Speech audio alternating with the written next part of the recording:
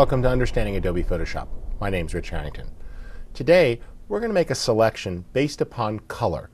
This is a really cool command. It's the color range command, and you'll find it under the Select menu. Now, some of you may be familiar with tools like the Magic Wand tool, which also makes selections based upon color.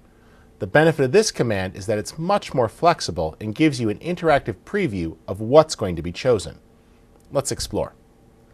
I'll choose Select Color Range, and a new window comes up.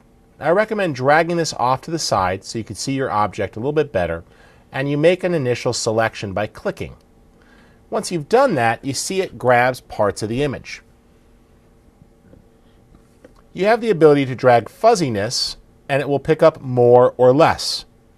And think of that as essentially a tolerance. That's working pretty well there. If I hold down the Shift key, or I click the plus eyedropper here, I can actually add more by dragging. And you see we start to pick up more of the image. That's working pretty well. And we can, of course, adjust the fuzziness to taste until we get what we want. You also have the ability to click right in here, but you have to be careful. Notice we grabbed too much.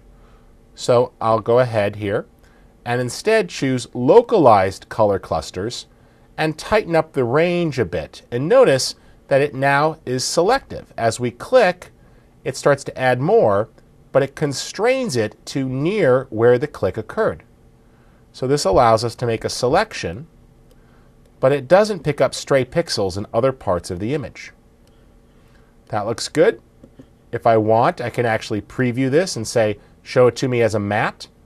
And notice how it's much easier to tell what's going to be selected. Got a few strays in here, so I'll just hold down the Shift key and click a little bit until I get some of that stray pixel that I want. That's looking good. And if necessary, we can choose minus and subtract a little bit here from some of those stray areas on the outside. Now, that looks great to me. Let's just remove some of these little bit of green leaves down here. There we go. Fuzz that out just a tad so it's a bit softer.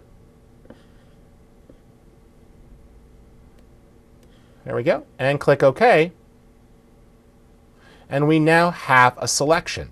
Now you see that was a great command. It gave you interactive preview, so you had the ability to say, show this to me with a preview over black or white, making it easier to tell what was selected. And once you click OK, you get an actual active selection. And what can you do with that selection? All sorts of things. Let's go over to the Adjustments panel here, and we'll apply a vibrance adjustment. And we can actually tweak the vibrancy of the flowers, pulling out some of the color or adding much more in, making them really pop. We can pull that up and make it nice and rich, or take it down. And you see you've got great flexibility. We can go ahead, Command-click on that selection to reload it, and actually do an entire color change with a hue saturation adjustment, giving us the ability to change the color of the flowers subtly or dramatically, in this case making them pinker, and a little less saturated and a little darker, or lighter.